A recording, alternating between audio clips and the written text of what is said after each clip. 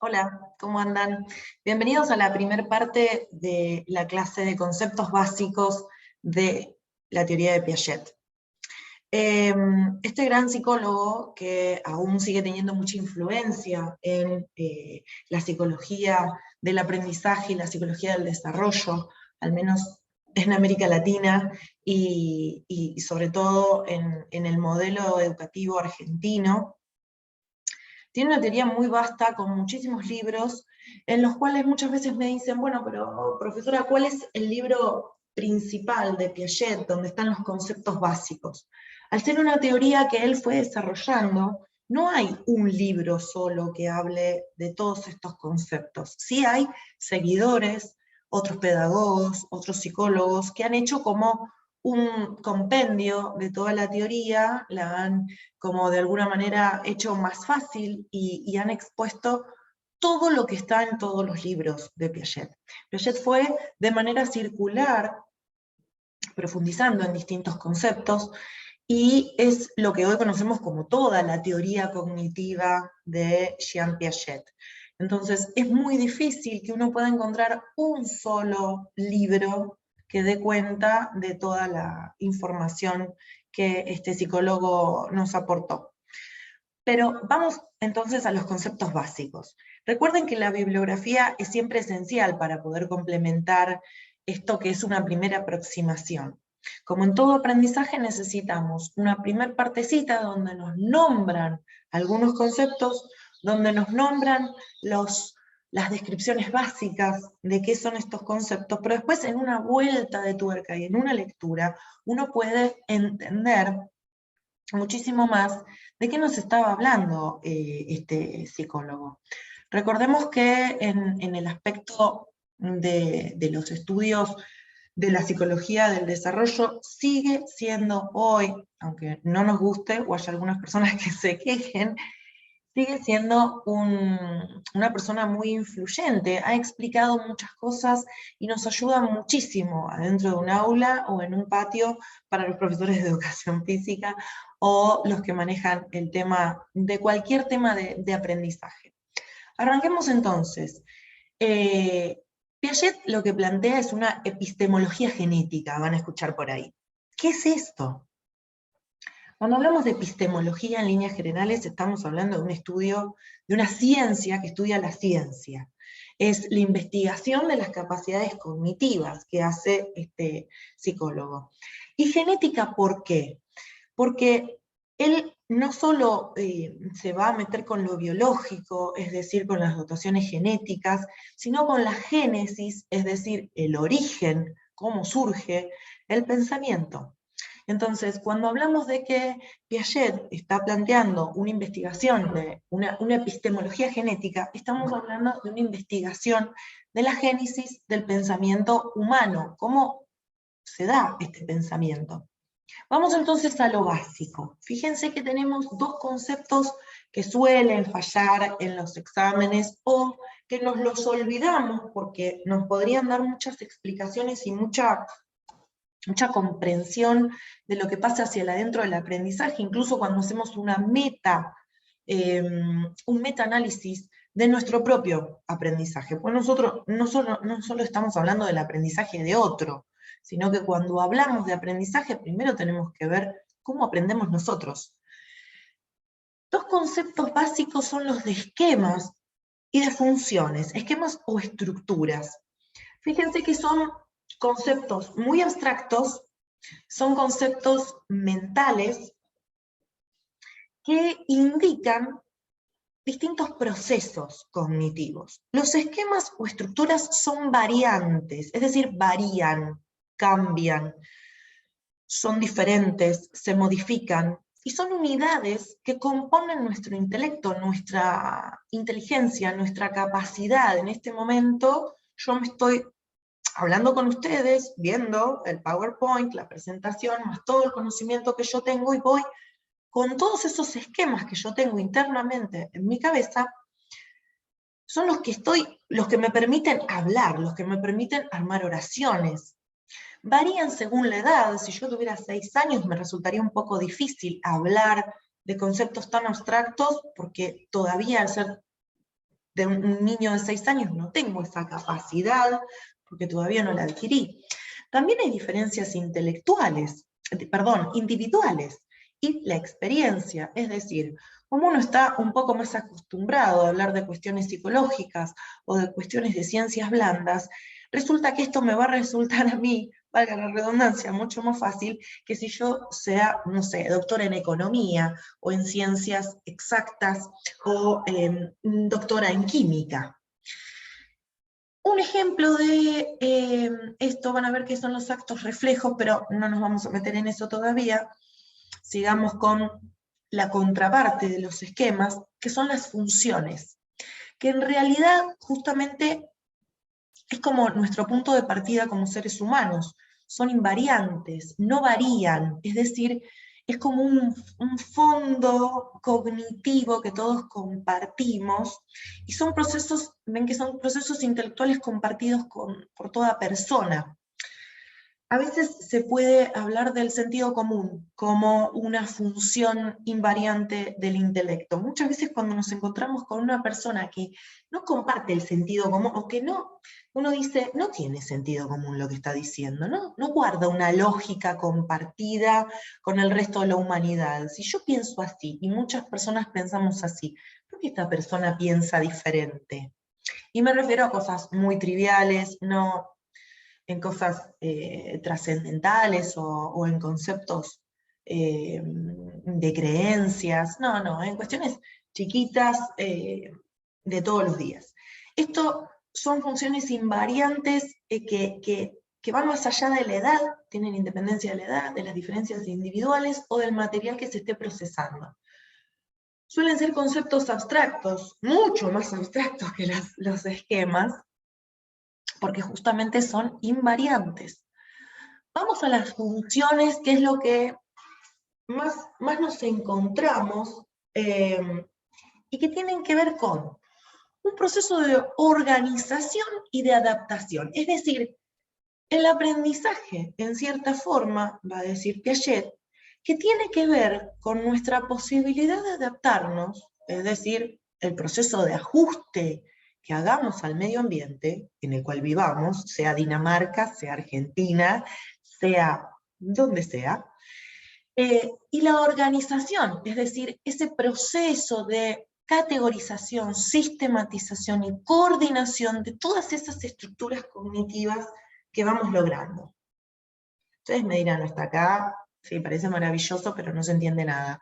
No, se entiende, piénsenlo desde el punto de vista abstracto. Estamos poniéndole nombre a estructuras que no vemos, o sea, no es que uno dice, acá veo la función cognitiva de la memoria, o acá veo la adaptación, aquí tienen una adaptación, no, es un celular. No lo vemos. Lo que sí vemos de estas funciones, que como vimos, son invariantes, las compartimos todos de alguna manera, vamos adquiriendo estas capacidades. Lo que después vamos a ver es que los esquemas que son variantes, nos van a ayudar. Vuelvo a la plaquita anterior, me siento en la tele en este momento, ven que los esquemas son variantes, varían, las funciones no varían, invariantes, las compartimos todos. Entonces, estas funciones que se supone que son procesos cognitivos que todos compartimos, no los vemos per se, in situ, acá, una adaptación. Lo vemos por sus efectos, por el impacto que tiene en nuestras vidas. Entonces, fíjense que este proceso de ajuste, de organización mental, cognitivo, que se supone que va a ser el aprendizaje, va a incluir dos procesos que en las cursadas, y cada vez que puedo meto el tema de asimilación y acomodación, pero que como que cuesta un poco, que son dos conceptos que no se pueden pensar uno separado del otro. Son dos caras de la misma moneda. No obstante, son independientes porque cada uno tiene sus particularidades. Pero para que un proceso de aprendizaje se dé completo, necesitaríamos estos dos procesos, en los cuales tampoco los vemos así como compartimentos estancos, sino que estamos todo el tiempo en un proceso. Recuerden que Piaget va creando su teoría de forma espiralada, es decir, cada vez que volvía a estos conceptos le agregaba otro poquito más, le agregaba otra profundización, agregaba más conceptos, más características, más. Entonces es una teoría muy rica porque justamente no es que fue desde un primer momento que este señor se sentó, bueno, acá tenemos estos conceptos de principio a fin, sino que fue una teoría que fue creciendo. En ese sentido, este tipo de teorías, que lo comparten con la teoría del apego, otra teoría que a mí me da mucho significado en la práctica, vemos eso, que son teorías que tienen como niveles de comprensión. Uno arranca, estaríamos hoy en el primer nivel, ¿no? Lo basiquito, 2 cositas. Mañana, si la volvemos a leer, le encontramos otra vuelta. Y pasado. Y ni hablar las personas que siguieron a Piaget, que siguieron agregando cosas, tenemos Vygotsky, tenemos a todos estos psicólogos y pedagogos que leyeron la teoría de Piaget y le fueron agregando cosas, con lo cual suelen ser teorías muy ricas, muy vastas, que por supuesto puede ser que tengan conceptos un poco antiguos o un poco que no correspondan, si se quiere, pero tiene otros conceptos que son muy ricos y que habría que seguir llevándolos a la práctica y contrastándolos con la práctica. Bueno, como es habitual en mí, me fui por las ramas. Volvemos. Asimilación y acomodación. Asimilación, lo escribo así textual, es un proceso. ¿Okay? Asimilación es, suelo escuchar, no, asimilación, ¿qué es la asimilación? Es un proceso. Un proceso quiere decir una sucesión de pasos. No es algo que, pim, pim, se dio. Paso número 1, paso número 2, ya está. Asimilé. No. La asimilación es un proceso, es una cosa que va y viene, que circula, que se mueve, por el que el sujeto interpreta la información que proviene del medio en función de sus esquemas o estructuras conceptuales. Es decir, un proceso que parece súper sencillo, pero en realidad implica un montón de funciones cognitivas. En este momento ustedes estarían, pongámosle, si nunca escucharon nada de la teoría de Piaget, en un proceso de asimilación, están así. ¿Qué dice? ¿Qué? ¿What? Nada. No se entendió nada. ¿Qué dice? Se fue por las ramas. A ver, uy. Ay, esta me hace acordar a la profesora. Todos esos comentarios que ustedes están teniendo ahora, que mi juego que los están teniendo, son el proceso de asimilación. Es decir, no solo escucho la información, sino que la escucho por un medio virtual, no estamos frente a frente, sino que estamos así virtualmente, con estos pelos en un día de humedad, en función de los propios esquemas que ustedes tengan, funciones variantes, es decir, aquellas estructuras cognitivas que ustedes ya tienen de su biografía escolar, de sus estudios anteriores, de lo que ustedes ya entienden o no entienden nada, no importa, todos esos esquemas, o de sus estructuras conceptuales. ¿Eso qué quiere decir? ¿Que aprendieron? No. O sea, que recién arrancamos.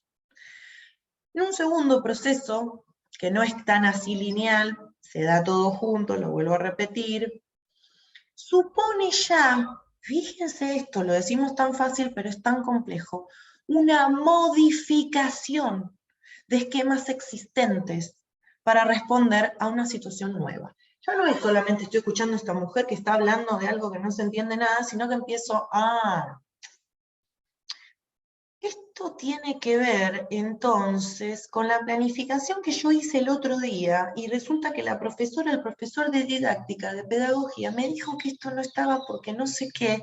Es decir, ya estoy utilizando esta asimilación a otra situación nueva. Que no es esta que estoy acá, es otra. Supone también una asimilación y reinterpretación de datos o conocimientos anteriores en función de los nuevos esquemas construidos. Es decir, Apenas yo empiezo a acomodar, resulta que tengo que volver a asimilar. Y asimilo y acomodo y acomodo y asimilo y asimilo y acomodo en un proceso que va y viene, ¿en función de qué? De que estoy aprendiendo. Esto a mí me parece algo que me hace mucho significado después de haber sido tantos años profesora de inglés, maestra particular. Yo con el aprendizaje trabajé mucho desde muy chica, y lo veía en nenes muy chiquitos, y era maravilloso. Jean Piaget resulta que dice que el proceso de estas estructuras cognitivas se basa, el progreso, o sea, el proceso de progreso, ¿no? O sea, esta cosa de poder profundizar y que estas estructuras cognitivas sean cada vez más complejas y me permitan cada vez comprender cosas más difíciles y más abstractas. ¿De dónde viene esto? ¿Cómo arranca? Se basa en una tendencia a un equilibrio. Es decir, internamente, nosotros, mediante la asimilación y la acomodación, buscamos un equilibrio. Les pongo un ejemplo. Este mismo momento, ¿no? Ustedes están escuchando, si bien algunos lo estarán escuchando porque lo encontraron en YouTube, otros lo estarán escuchando porque dicen, tengo que aprobar el final. Bueno, sea por la motivación que sea, ustedes están ahí intentando lidiar, intentando convivir con una sensación de desequilibrio mental. Sí, un poco. Es ese desequilibrio o esa sensación de no entiendo. Esto, traten de pensar en ustedes en qué sensación corporal, mental, cognitiva genera no entender. Pero no solo en una materia, en cualquier situación de la vida cotidiana, un vínculo. Yo no entiendo, pero me mandó el mensaje, pero resulta que en realidad no era. Ahora está diciendo que la culpable soy yo, pero en realidad él no me dijo esto, o ella me dijo tal cosa. ¿Cuántas cosas nos generan como esa sensación de no entiendo? Y piensen, ¿qué hace la cabeza? ¿Qué hace nuestra mente? En base a estas estructuras o estas funciones invariantes que dice Piaget, buscamos información, intentamos asimilar, acomodar. Y este proceso o este interjuego de equilibrio, desequilibrio, tengo un desequilibrio cognitivo porque no entiendo, entonces busco ese equilibrio y vuelvo a bajar y a subir. Eso nos lleva a un aprendizaje. En esa especie como de lucha, le digo yo, por eso viene la experiencia como profesora de inglés, donde yo veía que mis alumnos luchaban. A veces es una lucha el aprendizaje, pero ¿qué quiere decir? Pero no entiendo, no me sale, no, pero no me da la cabeza. Yo tratando de hacer cosas contables o cosas con números, no me da la cabeza. Bueno, ese desequilibrio. Mientras tanto, nosotros lo aceptemos y apliquemos aquello que tenemos casi de manera filogenética en algún punto, o desde la genética del ser humano, o desde las estructuras neuroanatómicas, como puede ser un frontal, donde esta parte es la que nos lleva a tener más inhibiciones, a buscar la moral, entender el por qué, el no, por qué esto lo puedo hacer y no hacer. Todos esos embrollos cognitivos son los que nos llevan muchas veces, no, nos llevan básicamente a aprender. Esperen, porque quiero agregar algo acá. Si nosotros no tenemos si no le damos mucha bolilla a ese desequilibrio cognitivo que me genera algo que no entiendo, ¿ustedes saben qué pasa? No aprendemos. Por eso muchas veces yo les digo, lea, chapotea, metete, lee, a ver, fíjate, en algún momento, tanto nosotros buscamos esa respuesta que en algún punto aparece. Más tarde, más temprano, de acuerdo a nuestras experiencias, de acuerdo a nuestras capacidades, de acuerdo a nuestro trayecto cognitivo en toda nuestra vida, vamos a llegar a una respuesta. Acá unos conceptos muy, muy, muy nucleares en la teoría de Piaget. Ahora, según este señor, empieza él luego agrega, ¿no?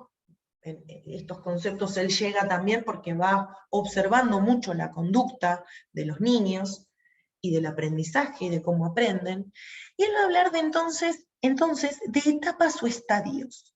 Esto está muy puesto en duda, ahora ya no estamos hablando de este modelo tan de estadios, sino que hablamos de una mezcla, ¿no? Entre lo que es un desarrollo escalonado y un desarrollo que va y viene.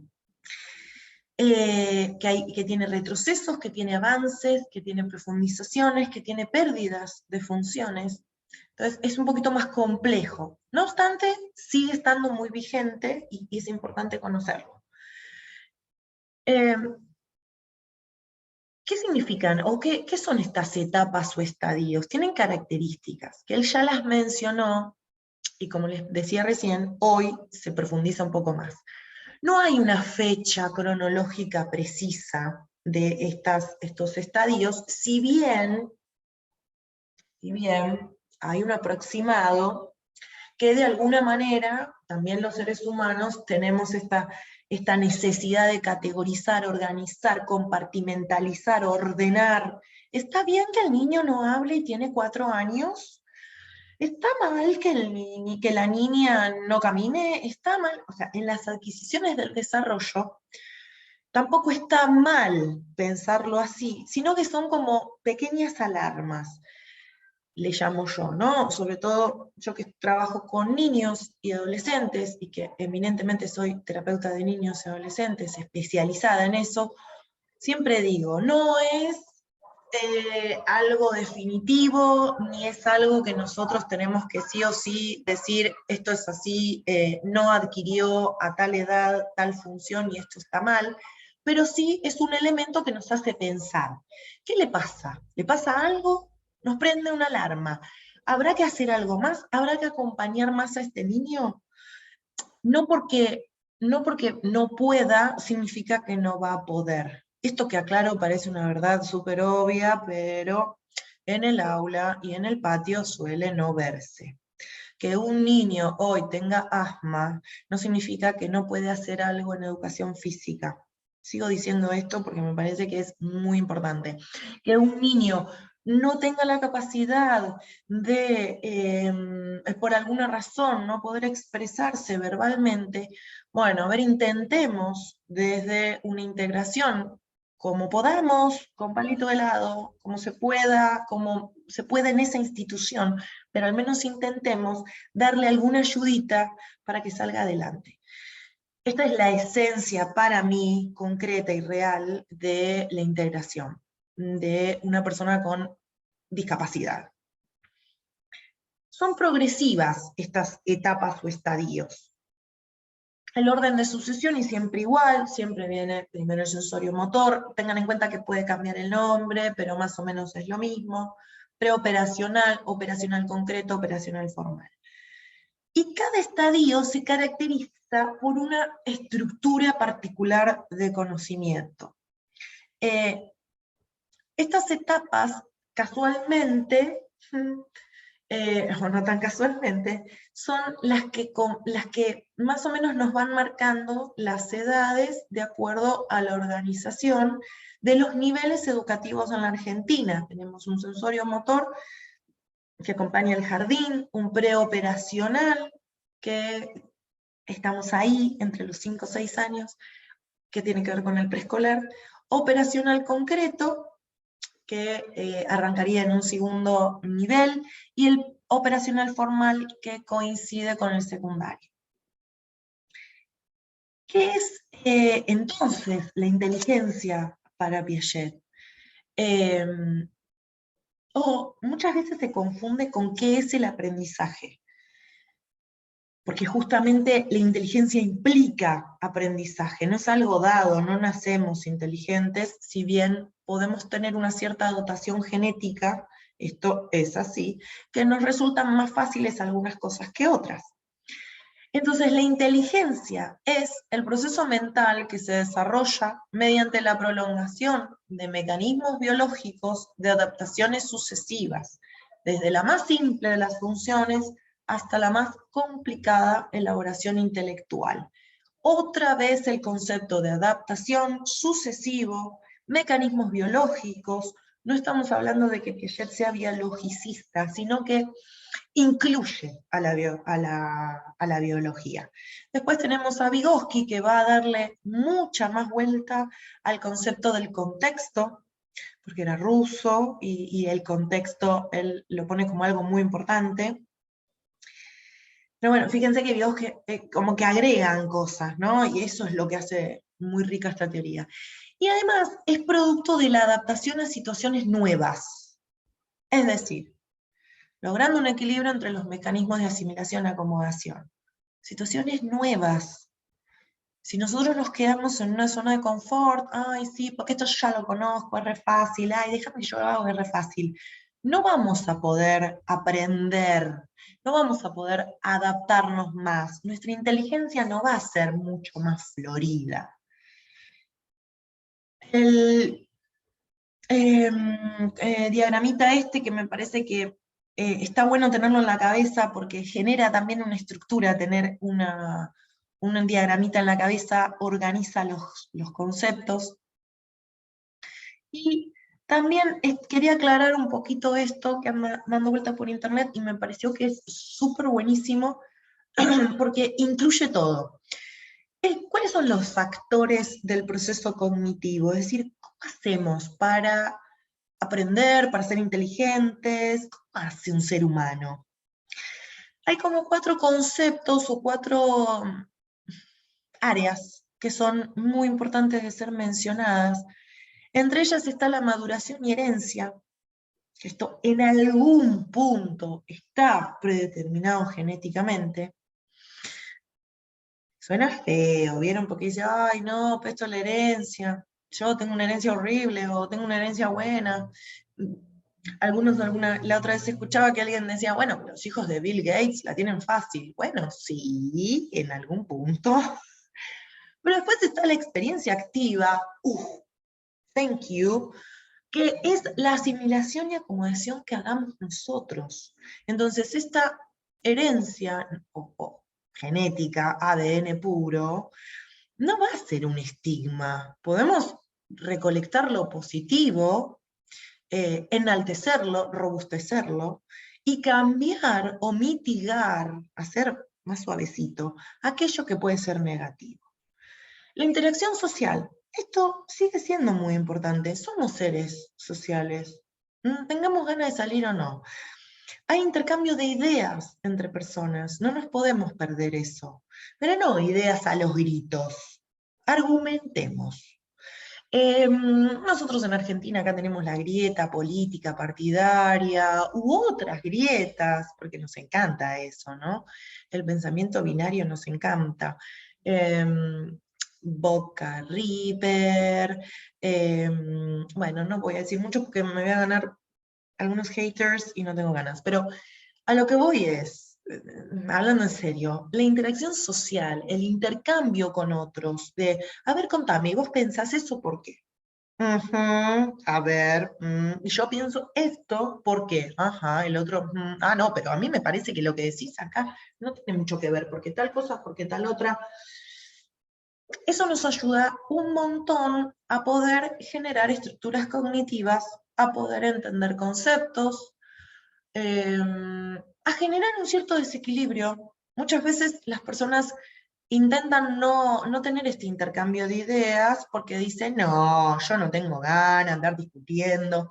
En realidad lo que le esquivan es a ese desequilibrio cognitivo que afectivamente hay que bancárselo, porque genera un poco de angustia, de ansiedad, que ataquen las propias ideas y que uno tenga que defender argumentando, no que salgo a defender, porque yo tengo razón, porque sí.